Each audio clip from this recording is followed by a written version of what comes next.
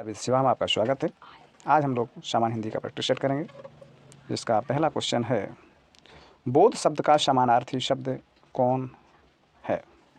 अनुभूति, विस्मृति, बोझ, शांति। इसका सही आंसर है अनुभूति। बोध का समानार्थी क्या हुआ? अनुभूति। नेक्स्ट प्रश्न, दिए गए विकल्पों में से सही वाक्य चुनना है। 3 नगर का नाम बताइए, 3 नगरों के नाम बताइए, 3 नगरों का नाम बताइए या 3 नगर के नाम बताइए। कौन सा वाक्य शुद्ध है? इसका सही आंसर है 3 नगरों के नाम बताइए। नेक्स्ट प्रश्न, पुष्कर का अर्थ है ट्रेन का नाम है पुष्कर, मूसक चूहे का नाम है, या नदी का नाम है, या फिर सरोवर। इसका सही अर्थ है पुष्कर। पुष्कर का मतलब होता है सरोवर, अर्थात तालाब। तालाब के पर्यायवाची हैं पुष्कर, सरोवर। नेक्स्ट प्रश्न, जटिल शब्द का अर्थ बताएं। व्यर्थ, गंदा, असंभव या पेचीदा। जटिल कार्य, जटिल कार्य का इसका अर्थ होता है पेचीदा है। नेक्स्ट क्वेश्चन, हिंदी वर्तनी के आधार पर सही वाक्य का चयन करें। तुम इसके दाम देते जाओ। दूसरा है, तुम इसका दाम देते जाओ। तीसरा है, तुम इसके दाम देते जाओ, या फिर तुम इसका दाम देते जाओ। शुद्ध वर्तनी के आधार पर कौन सा है? इसका सही आंसर है तुम इसके दाम देते जाओ, ये सही है। इसका दाम देते जाओ ये नहीं होगा, 3 गलत है। नेक्स्ट प्रश्न, 58 को हिंदी में कैसे लिखेंगे? 58 को। इसका सही आंसर है ए। इसको इस तरीके से भी लिखा जा सकता है, ऐसे भी 8 बनाया जा, इस तरीके से भी लिखा हो सकता है।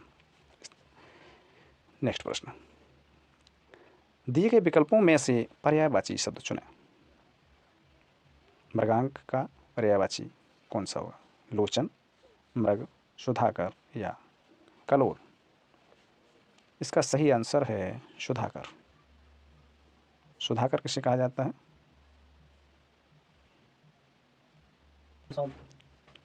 सुधाकर का मतलब है चंद्रमा, शशि।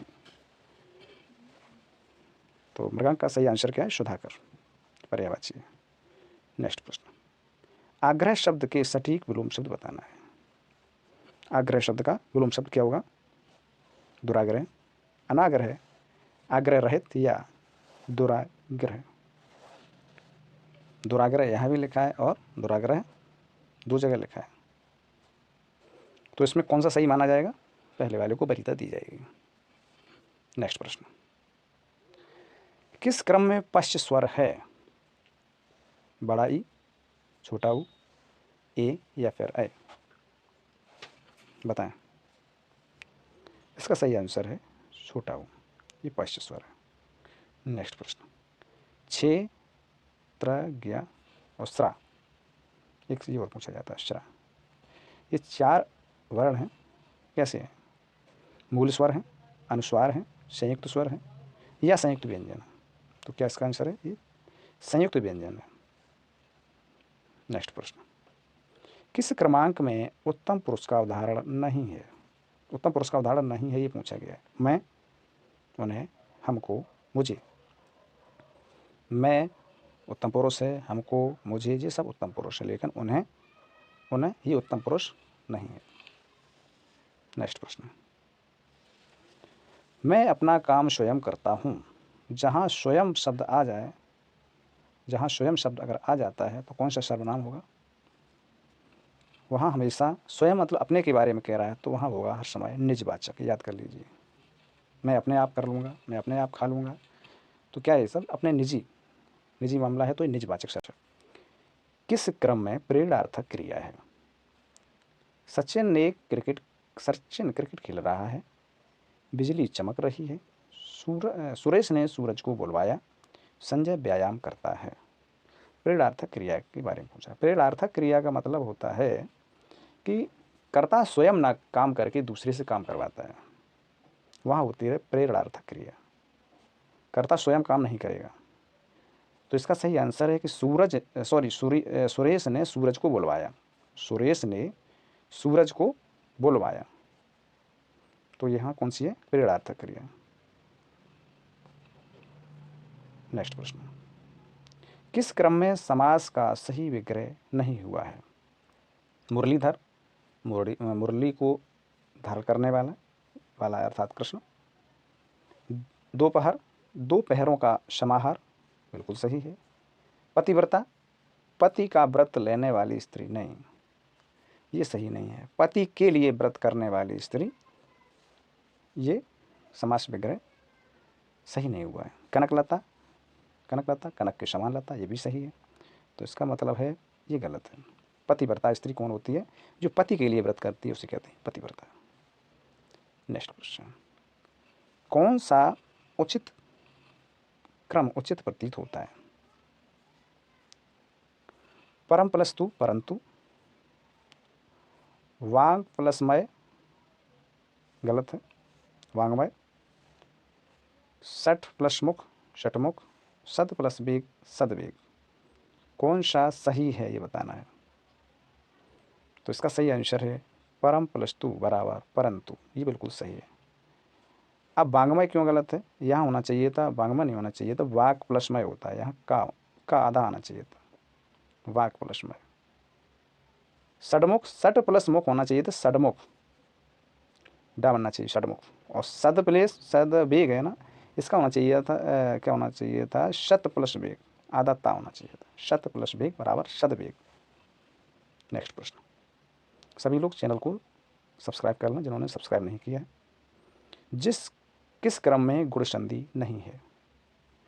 गुण संधि की विशेषता क्या होती है? जिसमें ए ओ आर आता है वो होती है गुण संधि। हितेच्छा, प्रेषित, मानवेतर या भूर्ध, गुण संधि नहीं है। ए ओ आर, ए की मात्रा आ रही है, इसमें भी आ रही और इसमें भी आ रही, लेकिन भूर्ध में क्यों नहीं आ रही? इसका अगर संधि विच्छेद करेंगे तो भू प्लस ऊर्ध्व, ये होगा संधि विच्छेद। तो यहाँ होगा कौन सी? दीर्घ संधि। इसका सही आंसर है भू प्लस ऊर्ध्व। लेकिन प्रेषित, इसमें भी गुण संधि नहीं है। ये दोनों अपवाद वाले क्वेश्चन, दोनों प्रेषित और भूर्ध। भूर्ध में तो हो गई दीर्घ स्वर संधि और प्रेषित में गुण संधि नहीं है। हितेच्छा, हितेच्छा का अगर संधि विच्छेद करेंगे तो हित प्लस इच्छा होगी। क्यों प्लस? इसका रूल होता है गुण संधि का, ये कैसे बनता है? छोटी ई और ए, आ प्लस छोटी ई, सॉरी, हित आ प्लस छोटी ई बराबर बनता है ए, हितेच्छा। जैसे हित प्लस इच्छा, हितेच्छा। मानवेतर, जैसे मानव प्लस इतर, मानवेतर। तो इसका सही आंसर है, दोनों गलत है, प्रेषित और भूर्ध, इसमें गुण संधि नहीं है। नेक्स्ट प्रश्न, किस भाषा के लिए 1995 में साहित्य एम.टी. वासुदेव नायर को ज्ञानपीठ पुरस्कार से सम्मानित किया गया? कन्नड़ भाषा, तमिल, उर्दू या फिर मलयालम? बताइए इसका सही आंसर क्या है? इसका सही आंसर है मलयालम। मलयालम कहाँ की भाषा है? केरल।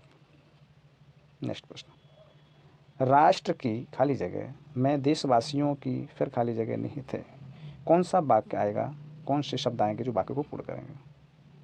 इसका सही आंसर है राष्ट्र की प्रगति, प्रगति में ही देशवासियों की उन्नति, उन्नति निहित है।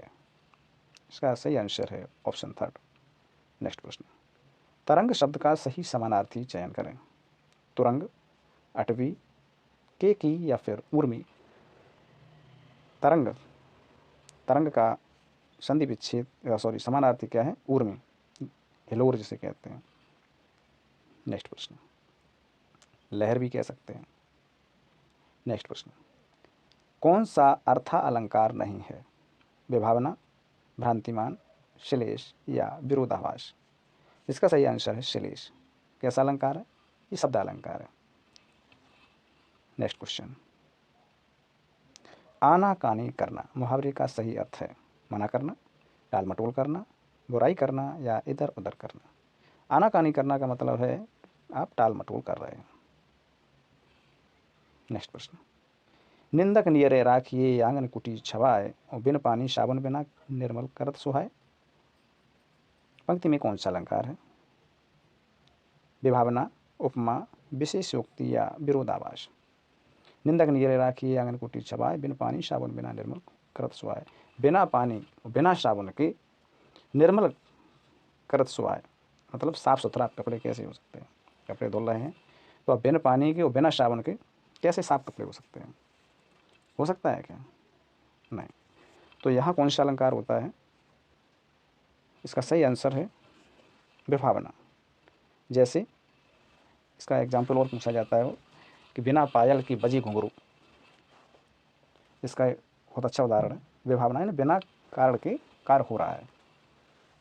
नेक्स्ट प्रश्न, भक्ति, भक्ति नहीं भक्तन है, भक्तन, भक्तन, भक्ति नहीं भक्तन है। भक्तन खाली जगह का प्रसिद्ध रेखा चित्र है। क्या है भक्तन? क्या है भक्तन?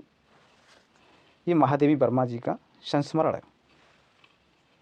महादेवी वर्मा जी का ये बहुत प्रसिद्ध संस्मरण है। संस्मरण कौन सा? भक्तन। बहुत पूछा जाता है भक्तन। अगर यूँ पूछा जाए प्रसिद्ध संस्मरण किस भक्तन किसका जो है रेखा चित्र है, तो ये पूछा जाता है किसका? महादेवी वर्मा जी का प्रसिद्ध संस्मरण। नेक्स्ट प्रश्न, कृष्ण शब्द का स्त्रीलिंग शब्द पहचानिए। कृषा, कृष, कृष्ण या फिर कृष्णा।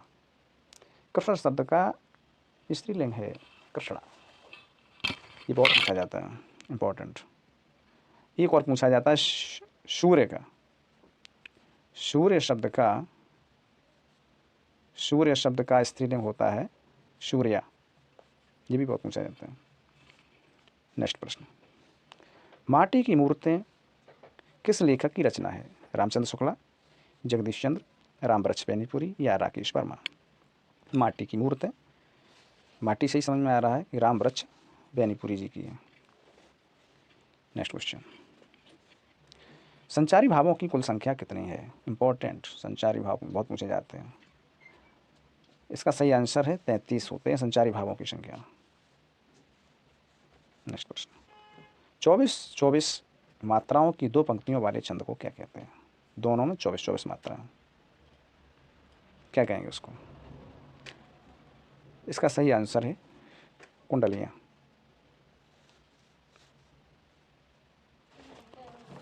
इसका सही आंसर है कुंडलियाँ, लेकिन क्वेश्चन में ये दो शब्द नहीं होना चाहिए।